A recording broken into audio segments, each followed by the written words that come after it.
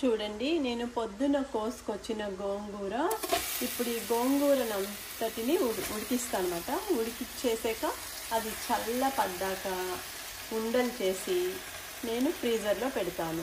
అది మీకు చూపిస్తాను. ఇది ఉడికిపోయాక చూపిస్తాను. చూడండి చూడండి గోంగూర అంతా కూడా వేసేసాను. ఇది ఒక 15 నిమిషాలు చిన్న మంటలోనే ఉడకనియాలి.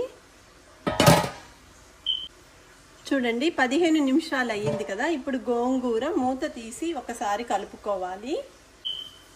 చూడండి ఒకసారి అంతా కూడా ఇట్లా మిక్స్ చేసేసుకోవాలి అన్నమాట. బాగా దగ్గరికి ఉడికిపోయాక చల్లగా అయ్యాక ఉండలు చేసుకొని ఫ్రిడ్జ్లో పెట్టేస్తాను, ఫ్రీజర్లో. చూడండి ఎంత బాగా మగ్గిపోయిందో. ఇంకొక 15 నిమిషాలు ఇలాగే చిన్న మంటలో మగ్గిపోతే గోంగూర ఫ్రీజింగ్ చేసుకోవచ్చు. ఇప్పుడు మూత తీసి చూడండి గోంగూర అంతా కూడా ఉడికిపోయింది కదా. ఇది చల్లగా అవ్వగానే నేను ఫ్రీజింగ్ చేసేసుకుంటాను అనమాట. చూడండి ఇట్లా ఉడకపెట్టేసుకుంటే తర్వాత గట్టిగా అయిపోతుంది. ఉండలు చేసి మనం ఫ్రీజర్లో పెట్టుకోవడమే. రెడీ అయిపోయింది.